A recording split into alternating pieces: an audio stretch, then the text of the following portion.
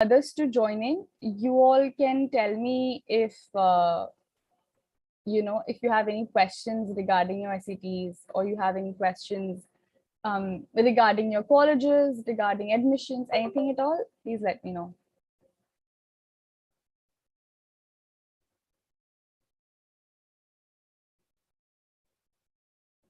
Okay. Meanwhile, Sanveer has joined. Hi, Sanveer. How are you doing? Welcome to our master classes, Sanveer. Could you just type in a hey in the chat box, Sanveer, so I know you're here?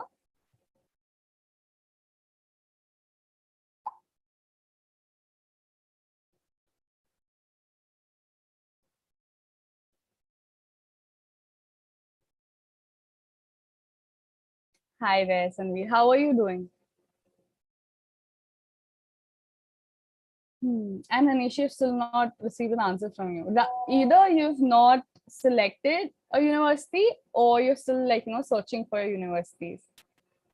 All right, Sanveer, you're doing good. I'm glad that you're doing well, Sanveer. We were just talking about, which grade everyone is in, and, what are they planning to do with their future. So, Sanveer, could you tell me which grade you're studying in? And also type down which is your dream college, which is a college that you actually want to pursue. Meanwhile, guys, we'll be starting in 8 minutes.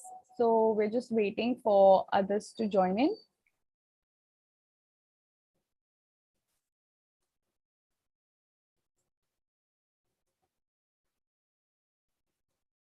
I'll wait for you all to type in the chat box. Currently in 12th, not yet decided. All right, so Sanveer, since you're in 12th standard, I'm pretty sure you're planning on giving your attempts as soon as possible, because 12th is high time that you actually start getting serious about your colleges and universities. So yeah, okay. Any questions you all have meanwhile regarding your ICTs, regarding your colleges, also regarding your applications, universities, anything at all? Let me know in the chat box, guys. I can answer it all for you. I haven't planned for universities, but I'm going to pursue psychology. All right, Harshini, psychology is a very, very creative and interesting field. A lot of scope as well in the future for it. Some of the really good schools for psychology, I think Purdue University is a really good college for psychology. Then we have University of Austin, which is also a really good college. So these are just I'm just listing down colleges that are there. So yeah. How long are the SAT scores valid for? Praneeth, your SAT scores are valid for 5 years. So you don't have to worry about it. Even if you're in 10th standard and you give it now, they'll still be valid for the next 5 years. So yeah, hope I answered that question. Yes. Okay. So I think Sanit had also mentioned Cambridge, and we also talked about that Cambridge is an Ivy League college. So if you all don't have any other questions for me, I have some questions for you all. Either I can wait for 10 seconds for you all to type in your questions about your ICTs and applications, or I can ask you questions myself. My first masterclass, can I go for these classes? Absolutely, Sanveer. So since this is your first masterclasses are basically just a demo of what we teach at LEAP and how well we teach it and the quality that we provide. So it's just basically picking up one of the concepts from the SCT syllabus and teaching you all through it. So masterclasses are just a glimpse of that. And if you want to pursue your classes, obviously you can do that. We'll be more than happy to welcome you, Sanveer. So yeah. Any further questions, guys? Just an add-on for Sanveer. You can definitely do these masterclasses, but I think the better way would be to take a full-fledged course, because that helps you learning stepwise. Masterclasses could be any topic, any random topic, picked up. Classes are more organized. We start from basic, we go to medium, we go to hard, we cover, topics as per the difficulty level. So you can definitely attend these masterclasses. These are for you guys. But if you're thinking about writing SAT soon, then you should think about joining full-fledged course. We'll talk about that also. Yes. Yes. And another, Praneeth asked the question that how long SAT scores are valid. I understand why you're asking this question, because you must be thinking that what if I write it now? Do I have to write it again in 12th? Or can I write, second attempt? Can I take a third attempt? So SATs, since are valid for 5 years, most of the students, in fact, the intelligent ones, finish their SAT in 10th and 11th, because these applications are a very, big task. You have to do a lot of things. You have to write essays, you have to prepare for interviews, you have to, choose universities. It takes a lot of effort. So if you finish your SATs, your TOEFL, your, IELTS well before time in your 11th class, you're free from all these tests. You can focus on your 12th board and you can focus on your application. Absolutely, ma'am. So the And students also, who start yeah, on the right time, Ume, they generally, they're at advantageous stage. true, true. The earlier they start, the more advantage you have. Yeah. Besides, you have to also focus on extracurriculars, guys, because SETs is just 50% of your profile building. So yeah, it's the right time. Like I said, 10th standard, and like ma'am had mentioned as well. So yeah. Saksham has just joined. Hi, Saksham. How are you doing? Welcome.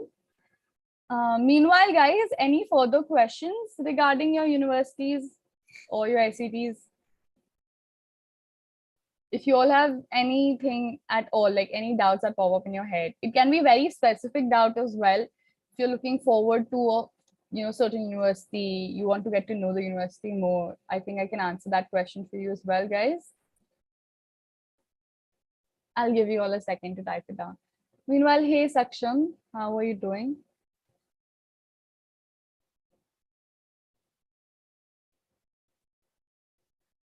Yes, Hanishi, there are really good universities in Canada, and I think University of like there are a lot of Canadian University of universities. Toronto, University of British Columbia, Absolutely.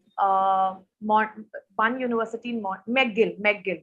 Yeah. University of Toronto comes in for certain courses. I mean, it comes at 17th level in QS ranking, and McGill comes in, I think, top 10, top 5. McGill is a wonderful university. It's one of the McGill is in Quebec. Quebec is a French speaking state of Canada. So probably for some courses you may need French also, but there would be English taught courses also. So some of the Canada doesn't, like US and UK. Canada doesn't have multiple top ranked universities. For example, in US you will see majority top ranked universities are coming from US and then from Europe. Okay, Canada doesn't have multiple top ranked universities, but Canada does have. They have handful of universities in total, 90 or 100, and all of them have very good level of their education. It's well regulated. Absolutely. And I think Hanishi is specifically looking for psychology, and she wants to pursue it in Canada. How many suggestions for that? Specifically? So, psychology, for example, if you were asking, that liberal arts, if you were asking, business, then if you were asking technology related courses, then I would have said for liberal arts, Europe is best, for business related courses, tech related courses, US, Germany is better. Psychology is a subject, I think, that's taught well everywhere. So if you can have a preference, don't get confused, between countries, that which to choose and which not to. Go for whichever country. I mean, look at your long-term aim, whether you want to settle there, you want to work there, you want to have an exposure, you want to do masters. What is your budget? Right, and right. what is your profile? What sort of universities you can target? Probably you want to go to Harvard, or you want to go to MIT, or you just want to go to any random university, but you have a wonderful profile. A top ranked university would love to take you with a good scholarship. And so we have to understand multiple things. As I said, it's holistic.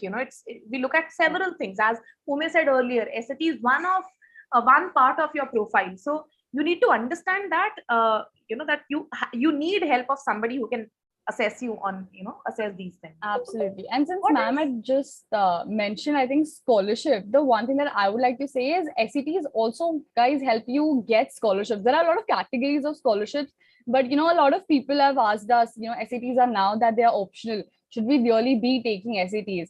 And I think one of the reasons why you should be taking SETs is, of course, it helps you boost your profile, but it also helps you get scholarship. And the broad education obviously is on the expensive end for a lot of people. So I think that helps as well.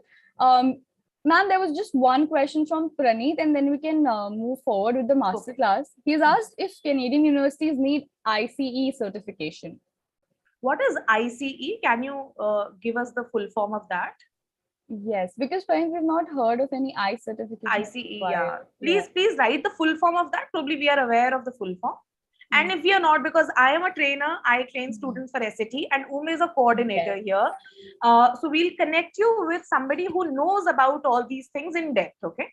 Yeah. We don't specialize in applications editing. There are specialists in this. Okay. Yes. And Praneeth, if you would just wait till the end of the masterclass, we can also tell you about like a panel of our counselors and our team that can help you further with all the documentation required to get into the universities as well. So yeah, meanwhile, guys, are there any questions? We can take it up after the academic portion of our masterclass ends. But I think it's high time that we start with our masterclasses, ma'am. So could we move to the introduction slide, please? Yes, thank you. So Parminder ma'am here has 10 years of experience in teaching SAT, GRE, and GMAT, and she specializes in the verbal part of these competitive tests. She's also certified to conduct train the trainer programs and has certified and trained 25 plus trainers in her academic career and conducted 12 plus training sessions for several of the esteemed MNCs in the country. She's also designed course curriculum for some of the major education companies in India. And she is the best person to guide you towards achieving your dream score of 800 in SAT English. So with this, I welcome you, ma'am, and I welcome everyone for our English masterclasses and hope you all have a lovely time with us. Thank you so much, Ome. Yeah. So without, talking much about us, let's start with the actual matter. Okay. So I'm also going to start with some questions. Okay. So I want all of you to type in your chat something similar you see in these words. Can you tell me what is common about these words? Look at this from a grammar perspective and try to see what's common about these words. Write in chat.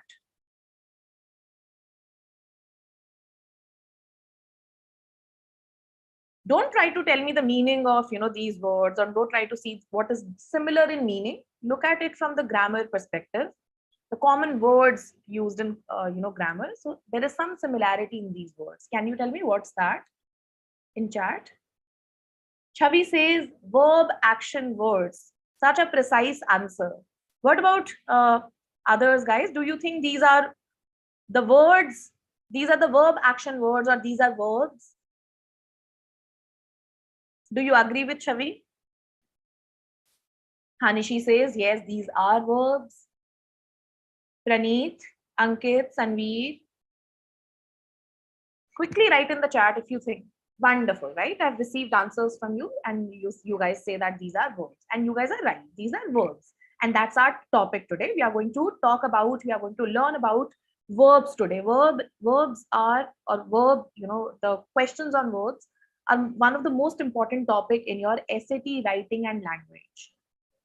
So the agenda for today is we are going to start with a quiz, okay, and then we'll take up some actual SAT questions from the college board papers, the real resources, and we'll end with in the academic part. We'll end with a nice surprise that will help you understand, something more about your SAT application, your undergrad applications. Okay, so I'll quickly come to quiz and we'll start there.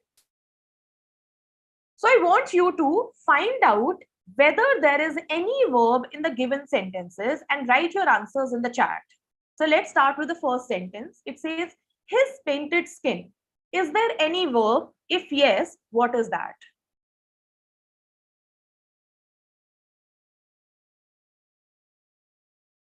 His painted skin. All right.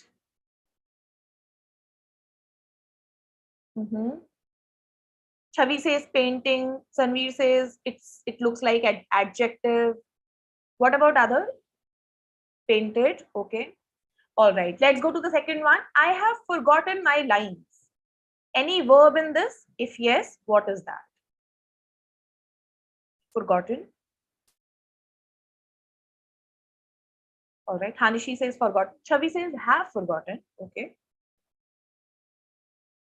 Praneeth says forgotten. Have forgotten. Let's go to the third one. So I'll underline whatever you're saying is our verbs. Have forgotten, painted. Third one, the fleeing criminal. Is there any verb? If yes, what's that?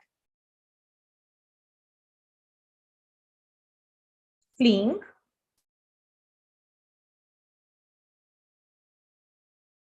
You can write confused also, that you are not able to make out whether there is a verb or not.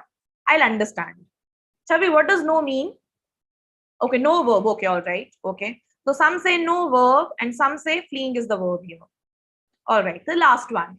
He was waving his cutlass.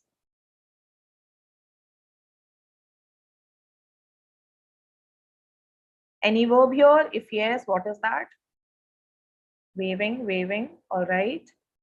Was waving. Okay.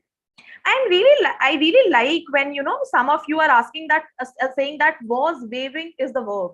Why I'm liking this answer is because when you're looking for verbs and there comes, you know, helping verb like have forgotten, has forgotten, is forgotten, you should not, you know, you should not forget that has and is are together with that verb. So when you notice the verb, you should take those helping verbs along. So actually, you can't say forgotten alone is the verb here. That wouldn't be, you know, completely wrong, but that wouldn't be a precise answer. If I ask you what is the verb in this sentence, you have to say, I have forgotten my lines. That is the, you know, have forgotten is the verb. So you have to take have with the verb, okay? Similarly, was waving is, you know, the verb.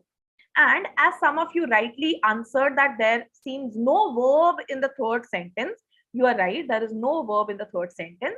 And somebody from you said, you know, painted is adjective in the first one. That's a wonderful answer, wonderful observation, because actually painted is acting as an adjective in the first sentence and it's describing skin. And the same is the case with the third one. Fleeing is describing criminal. Okay. So if we look at the picture representation of these sentence, his painted skin acts as an adjective, as you know, some of you said. It's describing the skin of, you know, this creature or the person. Painted, which may look like a verb to you, is actually not a verb here.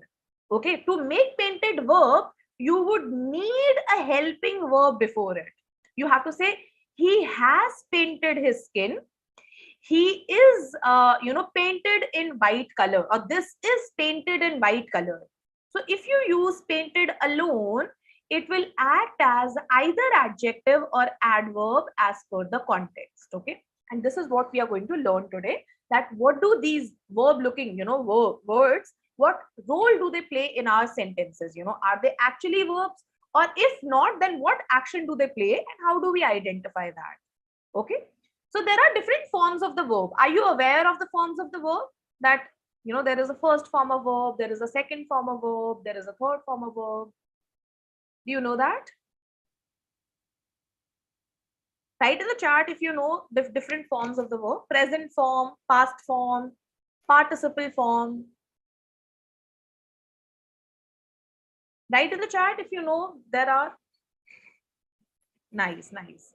Sanvi says he knows. Hanishi says she knows. What about others? If you don't know, write in the chat. I'll explain you a bit.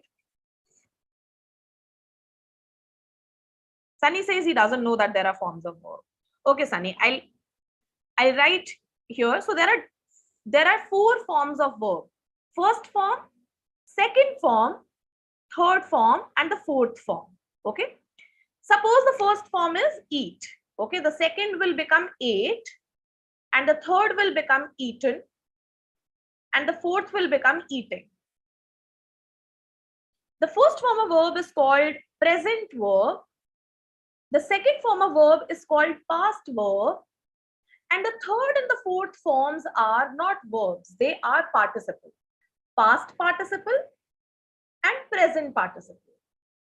And participles, when participles come in sentences like his painted skin, they act as adjectives or adverbs, okay? Because they don't have helping verb with them.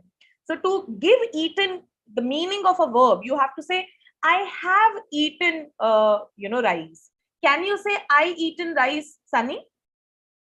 Can you say I eaten mangoes, I eaten rice? Can you say that? Can you make a sentence like this?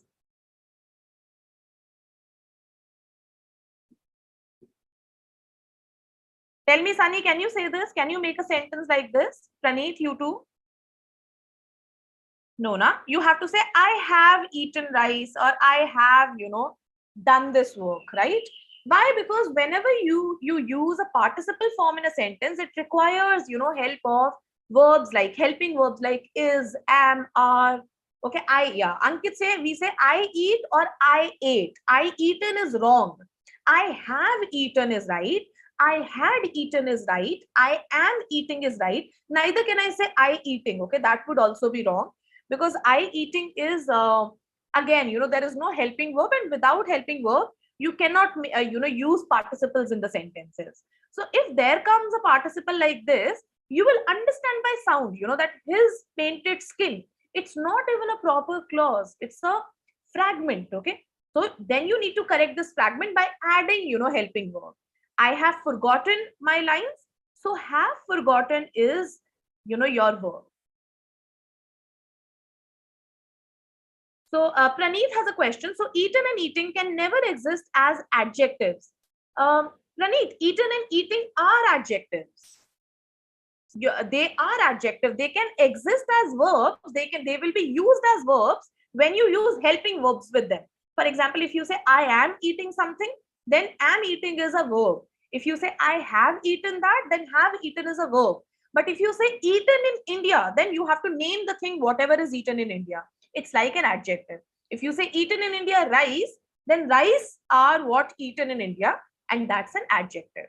For example, painted skin. Painted is an adjective for skin. But if you paint your skin, you will say, I have painted my skin. Okay, good question, Praneeth. Now let's look at the second sentence also. The first one was past participle, and this one is present participle, the fleeing criminal. Okay, the moving car, the dancing dolls. So we are describing the dolls. How do dolls look like, or what is the current positioning of the dolls? They are dancing, the dancing dolls. Okay, and he was waving his cutlass. So he was waving. Okay, so he was fleeing, the criminal was fleeing will become a verb the moment you add an adjective in it. All right, so this is how you differentiate between a verb and a participle. And participles act as adjectives or adverbs in your sentence as per the context. All right, let's understand the theory part of these things. So there are two types of participles, as I told you, the past participle and present participle. Both of them act as adjectives or adverbs. In American English, you will commonly hear the word modifier used to describe them.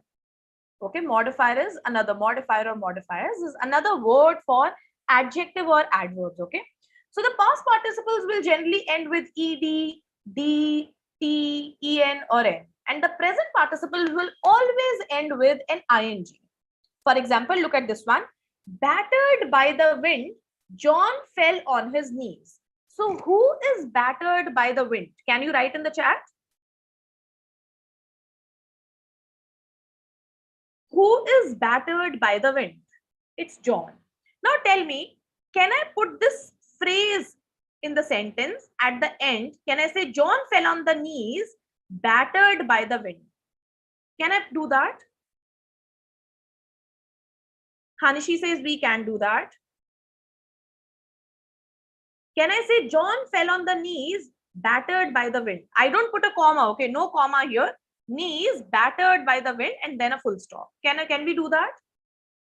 Sanveer is asking that no, okay?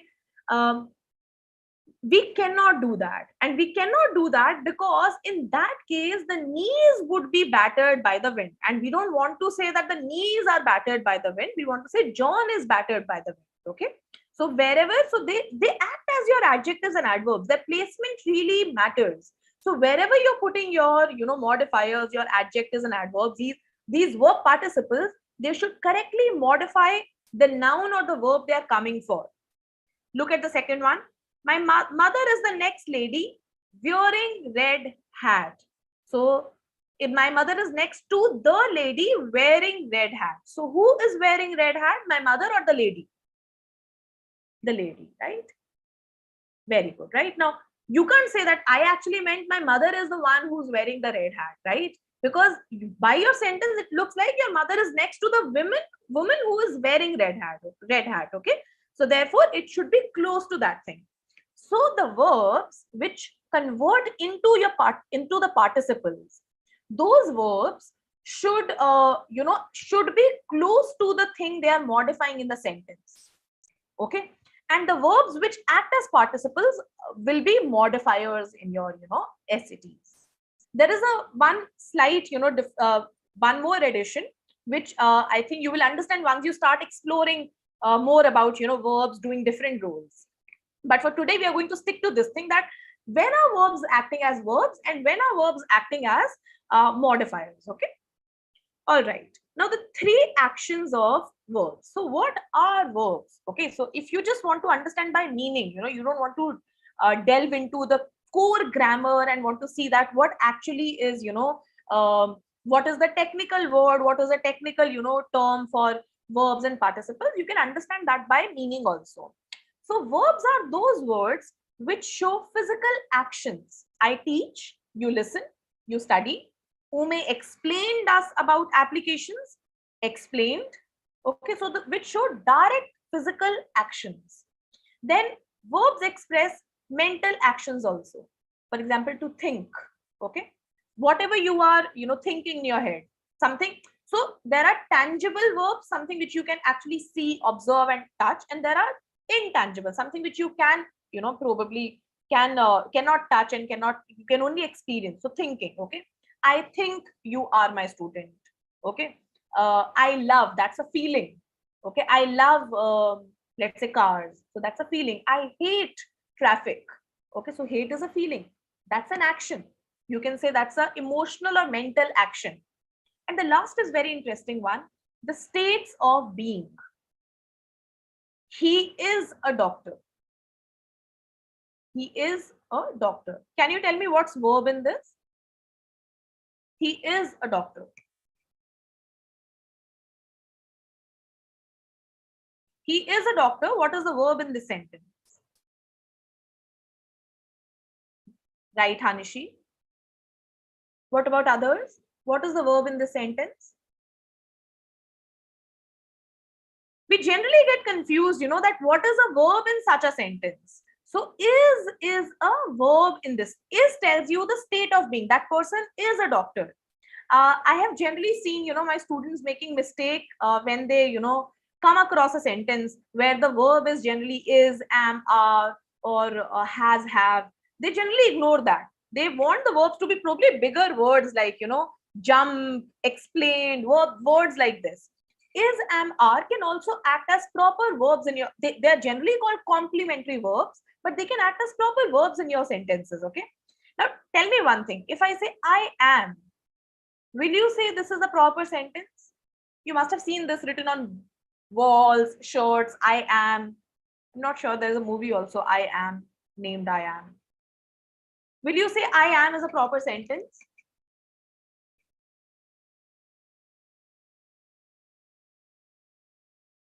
Hanishi says no with a smile.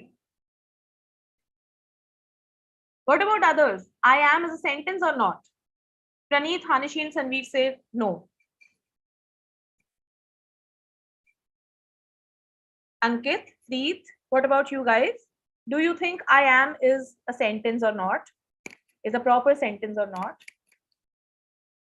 So I'm going to disappoint you. It is a sentence. Okay. I am is a sentence. It shows my being. Na? I am. I am alive. I am here. I am present. What do you need for a sentence to be a sentence? You need a subject and you need an action. You need a doer and you need an the action done by that doer. I am. So you say I am a doctor. You are saying that my being is, my presence is, my my position is of a doctor. And if you say I am, you're simply telling that person I exist. I am alive. So you have a subject and you have a verb. So to make a sentence, for a sentence to be complete, you need a subject and a verb, and you need proper meaning, the third condition. Okay, you need a subject, you need a verb, and the third condition is you need proper meaning. I am gives a proper meaning. I am cold, I am a doctor, I am worried. So after your being, what is, if you say I am cold, so right now in your presence, you feel that you're cold, you're not, shivering. Okay. So don't take, I generally ask this question in my class that whether this is a complete sentence or not. And I get the common, answer that no, it is not, because how can I am be? So I say I am alive. So my students say that, ma'am, you are attaching alive with it. Then it becomes, complete. I say, even if I don't attach an alive, or any other word after that, it is a proper sentence because it tells my presence. It tells my being, it tells that I'm here and I'm present. Okay. All right, so we understood this part that verbs can act as the different forms of verbs can act as either verbs or participles. And if participles come in a sentence, we should not confuse that with verbs. Okay, now let's try that on some real questions of SAT. SAT Ma'am, does, yes. before we move on further, can I just come in and interrupt the class for a minute? You sure you can? Yes, I think now is the time that I'd like to actually tell them about the course details. Since we've been discussing so much about verbs and stuff. So if you can move to the slide of the course details, please. Sure, I do that. Yes. And guys, meanwhile, how are you liking the session? Are you learning new things? Are you actually understanding what ma'am is trying to portray so well? Please let us know in the chat box. Meanwhile, I'd like to take you through our courses. And after I'm done with it, ma'am can continue with, the SAT questions that you all need to solve. So what do we provide at LEAP? First of all, that I'd like to stress on is that we provide 40 plus hours of live classes. All of our classes are live and those are for 40 plus hours. I don't think you can find this anywhere else in the market, specifically when we talk about live classes, right? And the second point that, what we provide is 10,000 plus practice questions. So what better way to start preparing for your SATs than starting with 10,000 questions that are already available at the click of your finger, right? With one-on-one doubt solving. So even right now that you were seeing in the master classes when Parminder ma'am was explaining, if you had any doubts, she's here, right? She's here on the spot explaining to you what it's about and how we got to this answer. So that one-on-one doubt solving actually helps you get your concepts right. And I think that is the most important part about giving you SATs. SATs are not just about equations or specifically deep academics, but it's also about applying logic and, being smart about applying that logic. So I think I would like to add one point yes, here. So yes, we ma'am, have absolutely. SAT on 7th. Yeah. So a lot of my students, I encourage my students to take a screenshot and keep sending those to me on WhatsApp. If I'm not able to answer on the same day, we can sit on one day and go through all your doubts. Or probably whenever I'm free, I can quickly. So what they do is they take a screenshot, they write their doubt, below, and they send it to me. So they have a pool of all the doubts they have. Absolutely. So it helps in two ways. I solve their doubts, and at the end, I tell them that whatever doubts you've sent me, go through all those questions, because that way you'll improve in multiple ways. Yes. Right? Also, adding to what Parminder ma'am has been doing at LEAP as well, what we do is once you join our courses and you all have like a list of doubts, since like Parminder ma'am mentioned, we keep telling our students to keep adding on their doubts. And once you solve the doubts of even people who are asking, even if that's not your doubt, it still clarifies your concept further. So I think it helps further if you study in a batch as well. Coming to the fourth point is personalized revision session. This is something that we are, really happy about. Is that before attempts, we sit with you, we personalize, specifically curate revision sessions and brush up all the concepts required so that you're very well equipped before you actually enter that examination hall and smash that paper. And coming to the fifth point is live personalized learning with experienced faculty, right? Parminder ma'am is just our star trainer and is literally what you need. For me to explain this to you is that we have experienced faculty. All of our faculty members have more than a decade of experience in teaching SATs. And who better to guide you further than someone who's already experienced in this field with 30 plus mock tests and detailed feedback. So you don't have one, not two, not three, but 30 plus mock tests that are waiting for you all to be solved with the detailed feedback by our faculty members. So our faculty members keep tracking your progress and we help you recognize your strengths, your weaknesses, and how to further improve on those weaknesses with lifetime recordings of all live classes. So let's just say you've attempted the May attempt or an August attempt and you're done with our course, but you also are planning to give the future attempt. So you can still come back to our live classes because those recordings will always be there with you for a lifetime. And coming to our full course details. So let's get to the detail part of it, right? So we have two courses, guys. First is the weekday course, which is for 5 weeks. And the next one is the weekend course for 8 weeks. Our weekday course starts on 14th of April. I think the actual date, the May date is 15th of May 2022, Monday to Friday, 6 to 7:30 p.m. And our weekend batch, which is for 8 weeks, is starting again on, I think, 17th of May. It's on Saturday, 6 to 8:30 p.m. and on Sundays, 10 to 12:30 p.m. So that's our course detail. Now, having explained everything that we can provide to you, I think there is a poll that I've just launched, and I would like every one of you to just, it's going to take like 0.3 seconds, guys. Just type in your answers and then we can quickly move on with the academic portion of our session. We'll not be able to move forward if you do not give us your poll answers. I think that's important. Plus your feedback is also important to us. It's hardly going to take like 0.3 seconds. I'll give you another 10 seconds to finish up with the poll and then we can move ahead. And you can write, unsure, not interested. Nobody's forcing you here. Absolutely. Also, I would like, since this ma'am just brought this up, anyone who's interested in actually registering for courses can type down their name right now in the chat box so that our team can take it up with you all and our team can contact you about the same. If you're interested in joining our courses with whatever I've just mentioned that we provide, please type down your names. I'm also typing down the contact details of our team. So you can call us or email us on this link so that our team can take you further about how to register with us. Guys, 4 of you have still not answered the poll.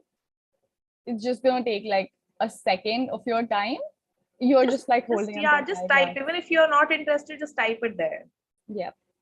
We don't get to know who has said not interested or interested. Yeah. You just simply do it. Please quickly do it. Then we'll start with the question. I'm really excited to do the questions with you. Right. Okay. I think, ma'am, we can continue with it. Yeah. Thank you. So let's start with the real questions. So this is the first question. And my first suggestion is that whenever you get a writing and language question, how do you approach it? Okay. So the first thing you have to do is you quickly go through, the options. So they say, it says 17. That means you need not read the 16 part, okay, which is also one of the questions, but we are not going to do that. You have to focus here, okay. So you will start from full stop. Always start from full stop and read till the end, okay. Always read one complete sentence. You may have to read more than one sentence too at times, but you must at least read one complete sentence. Never read, just start from in between. That's very dangerous. That can, you may fall in traps. All right. So they are giving us affect, effecting, affects, and effect. So here, before even we go to, options, do you know the meaning, the difference between affect and effect? Do you know what is the difference between these two words?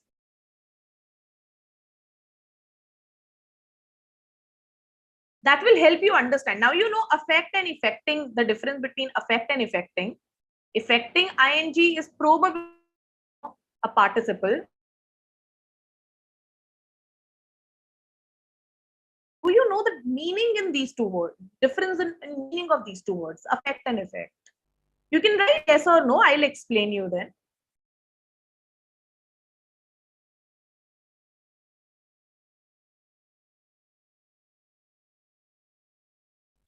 Sunny says no, he doesn't know. Praneeth has given an answer. What about others?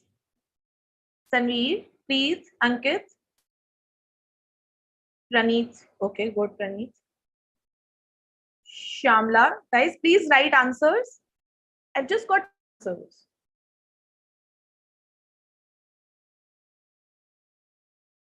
You can write no. Or you can say, I don't know. I'll explain you what the meaning difference between affect and effect. Okay, you guys don't know. So let me explain you. Affect is a verb. So a affect is a verb. When you use it, you use it. I affected you. Okay, something affected you. The earthquakes affected the livelihood of people. And the effects of earthquakes. So e effect is used as a noun. All right. So we first of all, we need to figure out whether we need a noun at this place or we need a verb at this place. Do we need a noun or do we need a verb? The underlined portion. Some studies have also found that students who do volunteer community service are more likely to volunteer as adults and thus dash society positively. Praneeth says we need a verb. So can we straight away eliminate option C and option A? Now we need a verb, okay? And we know that we need a verb, so we need either affect or affects, okay? So now the point required, now the knowledge required here is whether we need a singular verb or a plural verb. So whenever you attach an S with a verb, it becomes singular. And whenever you remove a S from the verb, it becomes plural. I hope you guys know the rule between singular and plural. If you don't, then we will be doing, one of the classes, master classes on the subject verb agreement drill, or we have done some. You can, see those on YouTube. So plural goes with plural and singular goes with singular. So if I say she sings beautifully. So since she is a singular, that's a singular person, we'll say, we'll use a singular verb. And if I say they, then it has to be they sing, beautifully. So since they is a group of people, so we are using it, we are using the plural verb. So here, students who do community service are likely to volunteer as adults and dash. So we are talking about students. Students is singular or plural? No, Praneeth, we don't need singular here. Students is plural, na? So we need plural. Students, we have to use a plural verb ahead, okay? So plural means we will go for B, okay? Never confuse this, S rule with noun. Noun with S are plural and verb with S are singular. Always remember this. Noun with S are plural and verbs with S are singular. All right. Ankit says students and adults are plural. So therefore, we'll go for, we just need to consider students here. Okay, we need not consider adults. Students is the technical subject we are looking at. And since students is plural, we'll go for affect. Wonderful. Good job. All right, we'll follow the same rule. So, stressed, stressing, and he stressed, who stressed. Where should I start reading from? Can you tell me where should I start reading from? Shall I start from these desirable qualities? Shall I start from John Fox? Shall I start from explaining? Where shall I start from? Excellent, Hanishi. Hanishi says we should start from explaining because that's where a full stop is and the previous sentence has ended. So from explaining till he said, till last. It's a long sentence. So we have to be very careful. So it says explaining his company's decision to expand a tuition assistance program. So look at explaining, how explaining has come here. Explaining is coming as a modifier. So John is explaining his company's decision to somebody, something, right? On something or, to somebody. Let's cut that out. That's not necessary for the time being. So John, who is John? John is the director of dealer training at Fiat Chrysler Automobiles in US. So this is the description of John. Okay. John, who stressed the importance of importance of drawing skilled employees to Chrysler's cars dealership. Yeah, it sounds bad now when I read it. So how should I change it? What change should I make to make it, a proper sentence? Should I say John who? Should I add one more description? Or should I put a proper verb here to give it the meaning of a sentence? I have eliminated extra parts for you. Some descriptions I've eliminated. Praneeth says stressed. Sanveer says stressed. Now look at the nature of this question. If you say John who stressed, then who stressed becomes a description of John. Okay. Now, if we cut this description also, there is no verb used for John. So we will not be able to make a proper sentence. So that means we need a proper verb to make a sentence here. And if we say stressing, we just learned, ing alone cannot act as a verb. You need helping verb with it to give it the form of the verb. So you have to say John has been stressing. John is stressing. And that's nowhere in the sentence. So C and A are out. And if you say John and he's stressed, so you need another verb, and there is no other verb. There was a description before and after. So we need a proper verb here. We don't need a conjunction. All right. So B is the answer as pointed by Praneet, Sanveer, and Hanshi. Wonderful, wonderful. I want answers from others also. Okay, whatever answer comes to your mind, you write that down. I'll be able to understand what sort of mistakes you're making, and hence I'll be able to correct you. Okay. All right. One more sentence. Include. I'm looking at answer choices directly just to understand what am I tested on. Include, including, has included, includes. So I'm being tested on the formation of the verb, whether I need has included or, includes. Has included, includes, both are singular. Include is plural. Now try to read the sentence.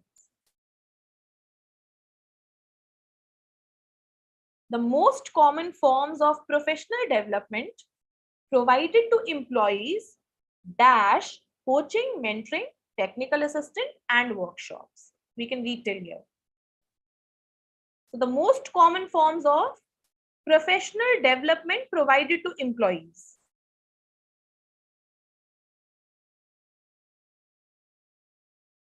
Praneet says no change.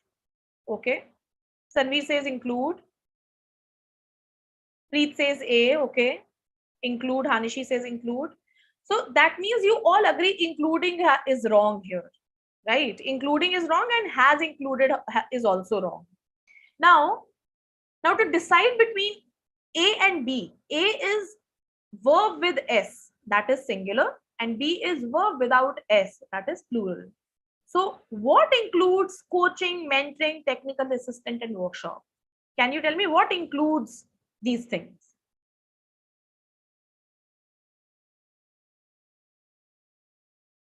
For example, Hanishi answered the question. So who answered the question? Hanishi.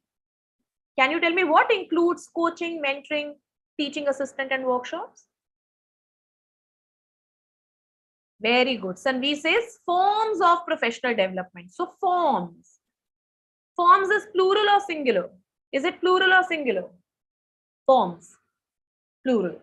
So do we need to attach a S with the verb or not? Shall we attach a S? Not at all, right? B is the answer. Excellent, right? So now I hope you can understand why we are not, why we are not picking up A as an answer, because forms is plural. And that's another, so verbs include, verb has 3 topics under it. Subject verb agreement, tenses mean you have to put the correct time, present, past, future, okay? And subject verb is attaching singular with singular, plural with plural.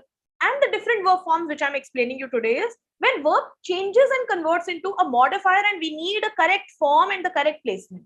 Okay, so these are the 3 subtopics of your verbs. Some more questions. Oh, interesting. I see in the options that delete the underlined portion. So that means they're asking you whether we should keep it or not. Okay, whether we need this helping verb here or not. Now you guys do it yourself. I want answers from all of you.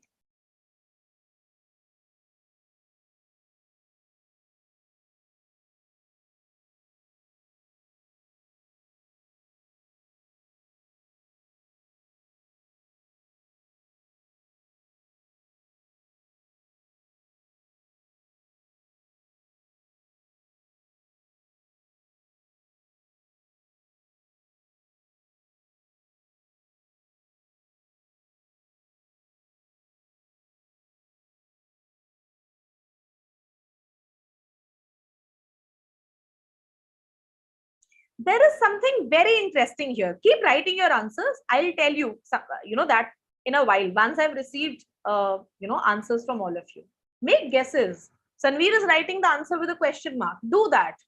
Ask me whether this should be the answer. Okay, I'll help you.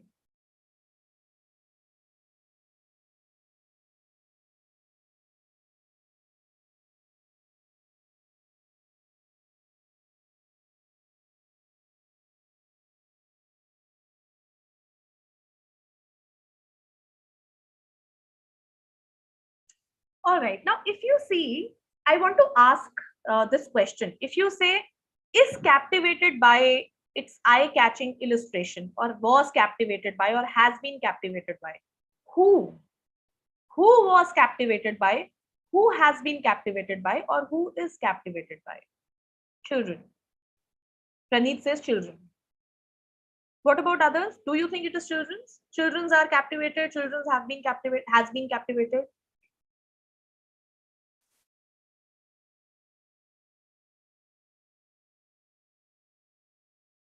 What about others? Can we say it's about children? Miss Hanishi says mischievous cat is captivated. No, Hanishi, mischievous cat is not captivated. Children are entertained by the plot about the antics of mischievous cat, and children were the one captivated by its illustration. The book's illustration, probably. Okay, the book was a hit. Now the book is about mischievous cat. So cat is not captivated by, the kids are captivated by. Hello, Karan. Hi. Children is singular or plural? Plural. Now, is, was, has, are these verbs singular or plural?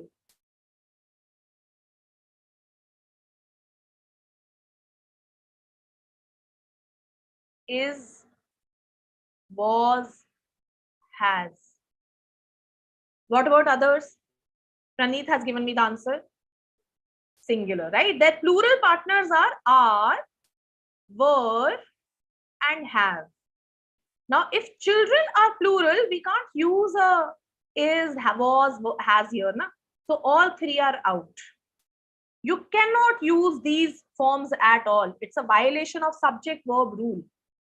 So here they are using were common. Children were entertained by the plot and were captivated by its illustration. So were is used common here.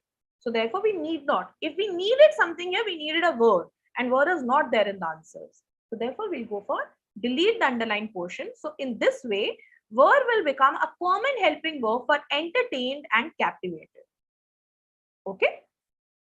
It was an interesting question actually. So this taught you that your verbs can be used in common for different lists, different, participles. For example, I am playing, teaching, and swimming. I have been teaching, playing, and swimming. So have been is used in common for all the three, verbs which have come ahead. My name is Parminder Karan. I think you joined late. You just follow along, try to understand questions, and we can do your, general questions at the end. All right. One last question. Okay. After that is the time for the surprise element. Let's do this. Volunteering. So I see volunteering, and its advocate. Okay. So you need to now understand what do we need here.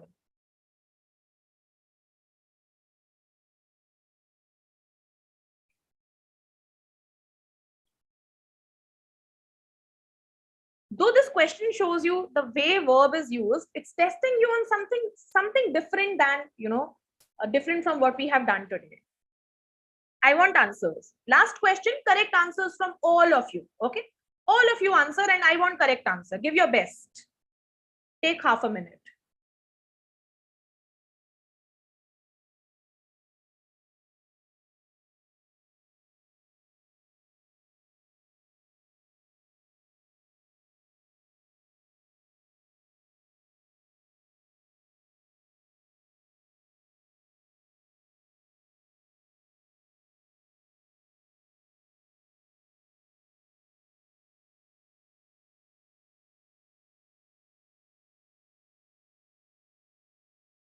Sanveer has given his answer.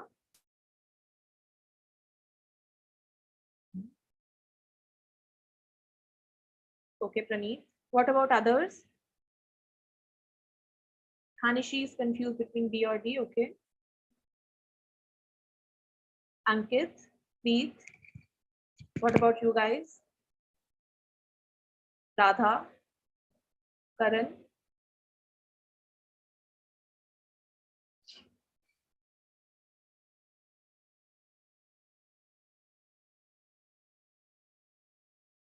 All right. Now answer me one thing. Do you know the meaning of proponents? Do you know what proponent proponents, who proponents are, what proponents mean. Proponent means supporters, okay? The ones who are, who are advocating for it, who are fighting for it, who support it, okay? So supporters of compulsory volunteering, who are in favor? Do I need to again say who are in favor? Because I'm already saying proponents, na? So should I say who are in favor, advocating it, and its advocate? Wouldn't it be useless addition of words when I have already said proponents? So since I have already said proponents, so who are advocating, who are in favor of it, this will be redundant. So our answer has to be C. We simply need volunteering. So proponents of compulsory volunteering, okay, so proponents of this act, okay, this is not act, volunteering is not acting as a verb here. Proponents of this compulsory volunteering point out that it allows, so this is your verb, point out that volunteering allows young people to garner the benefits that volunteering offers.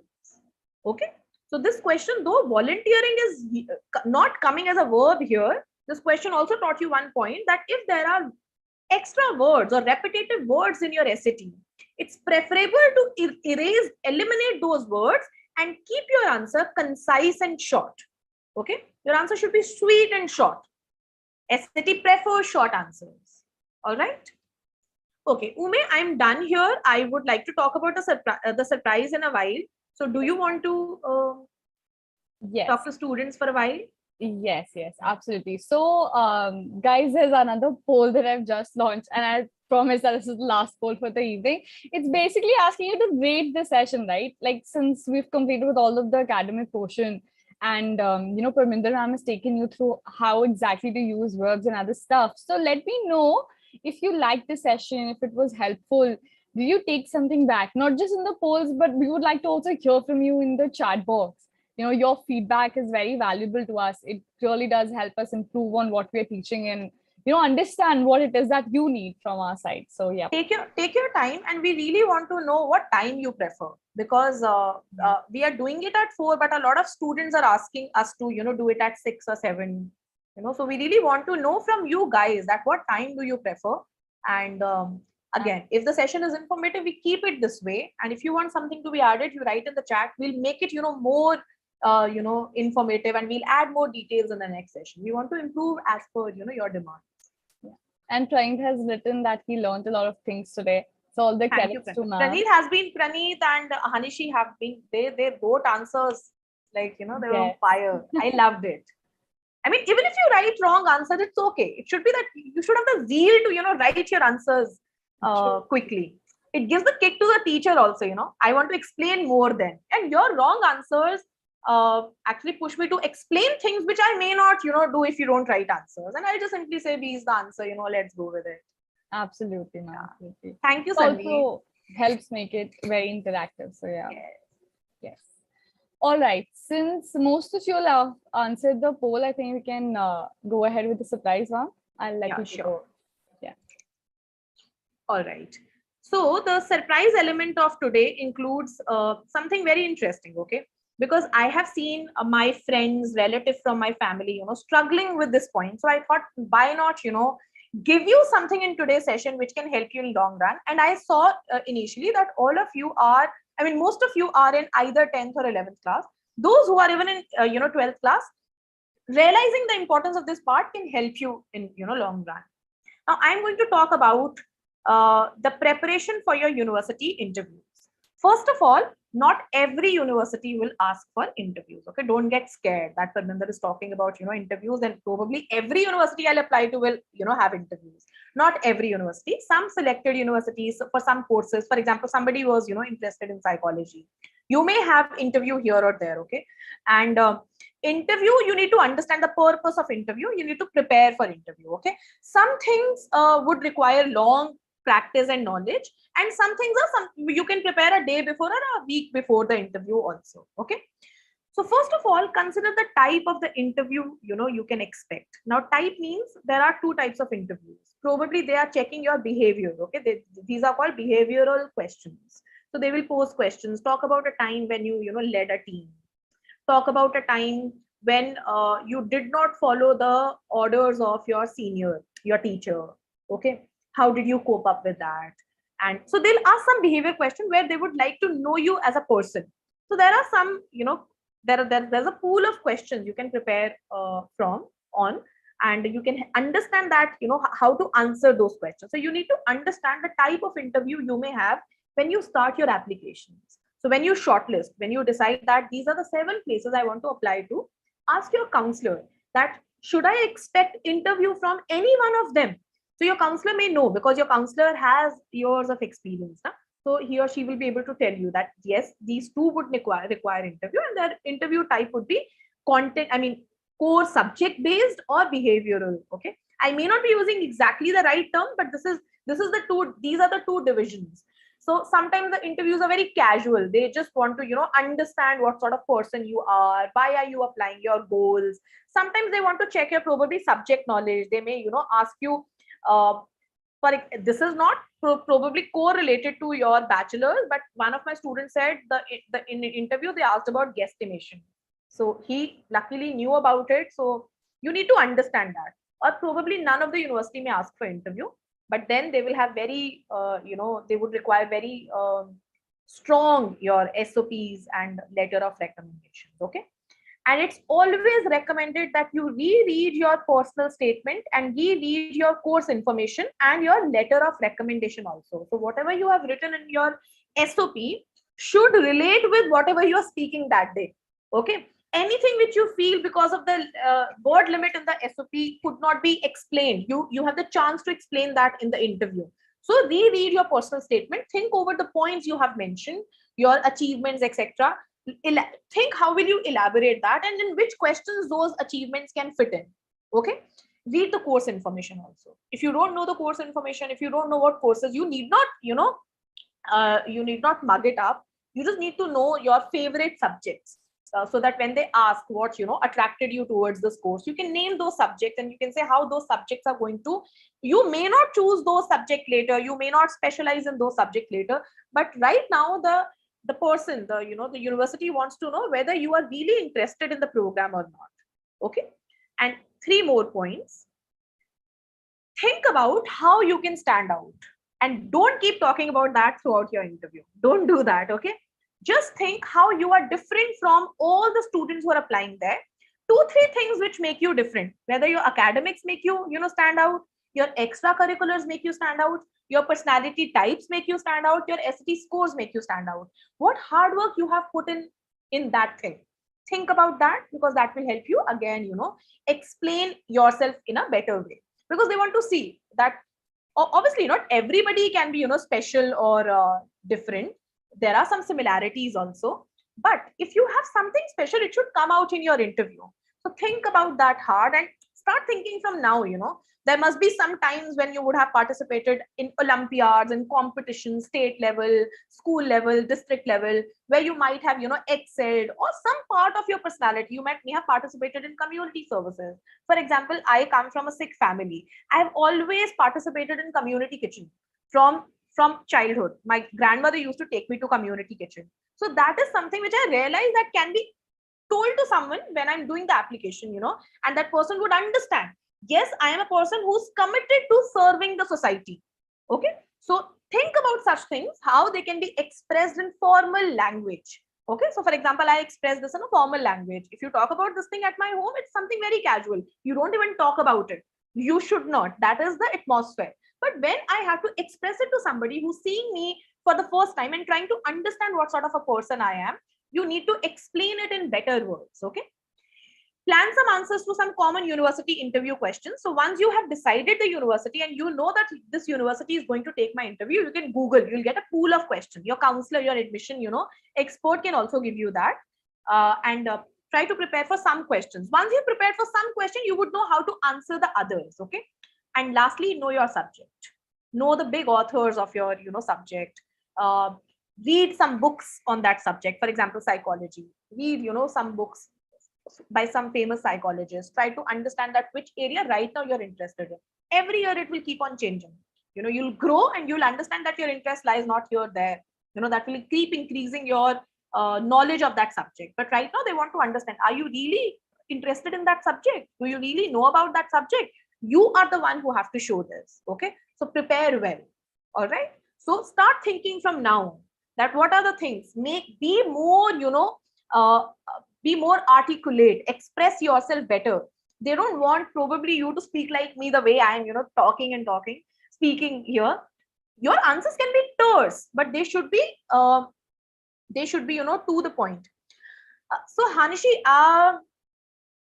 I think you ask your psychology teachers about famous. For example, if you talk about literature, everyone would expect you to that you must have read in the Old English Shakespeare, Keats, etc. In the New English some other authors. So I read books on psychology, but I am not an expert. So I have read Viktor Franklin, I have read Eric Fromm, and I have read Carl Jung. I don't know whether he's a psychologist or psychiatrist. I've read some books of this guy also, this man also. He's a quite respected figure. But your school teacher would be a better person to ask which books you should start with. Start with something simple. Don't start with dense. Okay, something which can be. Tell your teacher that I want to start with something basic which I can understand. You start with something dense. That book is always there in the stack. Never read by you. That happened with me when I was in school. So don't do this mistake. Tell your teacher that you want to start with something basic you can understand, and famous author whose tenets or whose theories are followed in psychology. Okay, do that with all of you. I mean, if you're pursuing computer, you're pursuing engineer, you want to pursue engineering, whatever subject, start reading about that. Okay, so this was a surprise from my side, and now again Ume will take from here and will explain you about our counseling services. And if you have any question related to admissions, applications, SOPs, whatever, Ume has answers for all those. So please feel free to ask. Okay. Yes. And before we move on to the UG counseling, guys, I think Praneeth had asked about ICE. So basically, that's like the International Certificate of Education. If that is what you were talking about, Praneeth, then no, it's not compulsory for Canadian universities. It's not compulsory anywhere. ICE certification is basically one level up from the IGCSE board. And if you're looking forward to get an ICE certification, it will help you certainly with UK admissions, but I'm not sure if it holds much value in terms of Canadian or US universities. Yes, I hope I answered that. Yep, fine. So moving quickly further to our global advising program, right? So at LEAP, we do not just provide SAT plus courses, but we also provide counseling. And counseling is something so important, right? Like who better to guide you to a destination than someone who's already experienced the path towards your destination. So let me just brush up through what we provide at our global advising program. So basically the first thing is extracurricular profile development, right? We talked in much detail today in today's class that your extracurricular profile also adds up to 50% of your profile. And that's what something most US universities also look forward to, and most universities in the world. So what LEAP does is we also help you get like external courses that are not referenced to your academics to help build your profile, courses that you would wish to take. We can also help you get internships, or we can also help you get in touch with volunteering work. So it overall helps you build your extracurricular profile development, and also how to document that profile, right? That's super important. How do you present it also carries a lot of weight. So our team helps you with that. We also help you demonstrate your interest to the universities.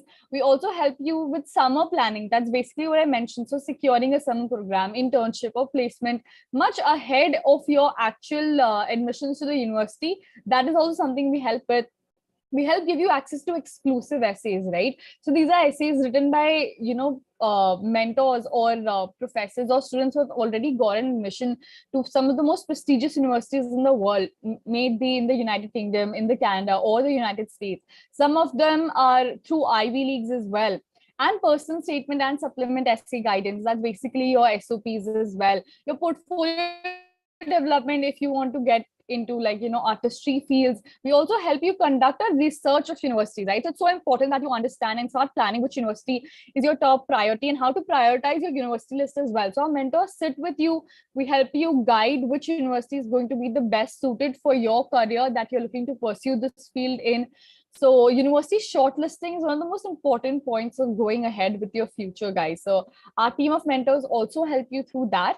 And coming to the next slide, so there's much more we provide. Yeah. So we also help you with admissions interview, right? So ma'am just discussed in our surprise what all points you should keep in mind when you're going towards an admission interview.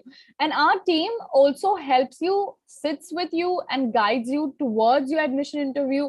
We also have mock admission interviews that we take up so that, you know, it helps you prepare better for interviews. We also help you get scholarships, and we also help you with financial aid, research and guidance. So I think, like we had mentioned, abroad studies is on the expensive end, and we can help you get the scholarships that you require to move further with it. With assistance with SOPs, like mentioned before, reviewing of applications as well.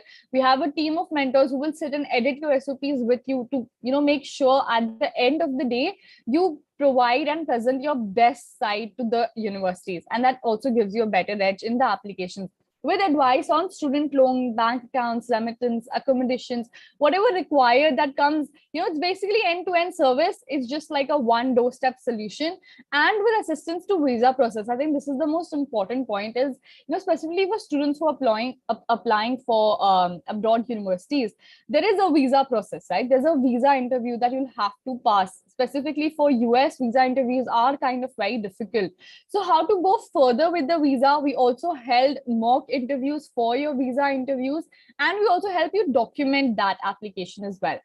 And moving on to the next slide. So we, you know, like I mentioned, there are a lot of mentors on our panel, and one of them is someone who I want to introduce you tonight, and that is Aryan.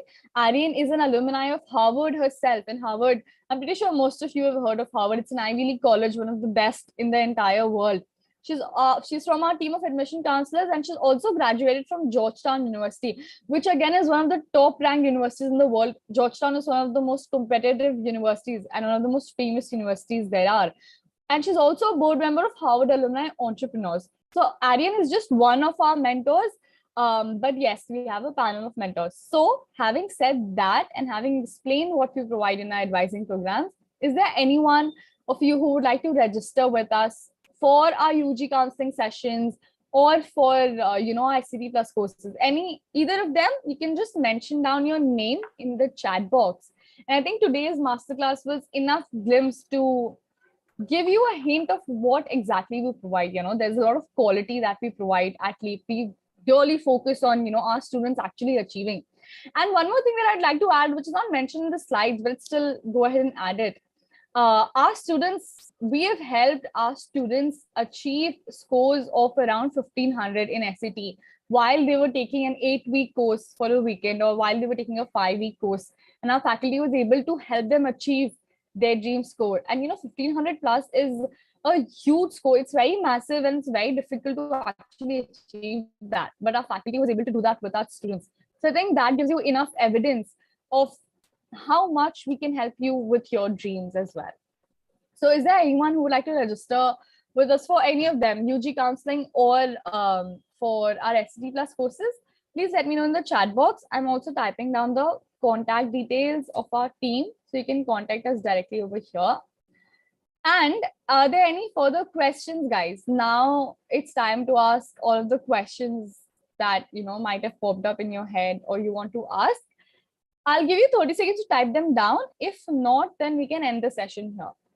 So I think I'll wait around for 30 seconds if you all have any doubts.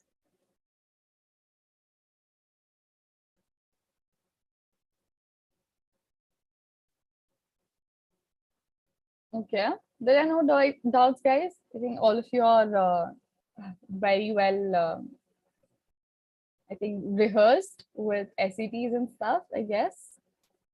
Okay, since there are no doubts, we'd like to end the session here. Thank you so much for joining in. Thank you for giving us your time. Hope you had an amazing session with us.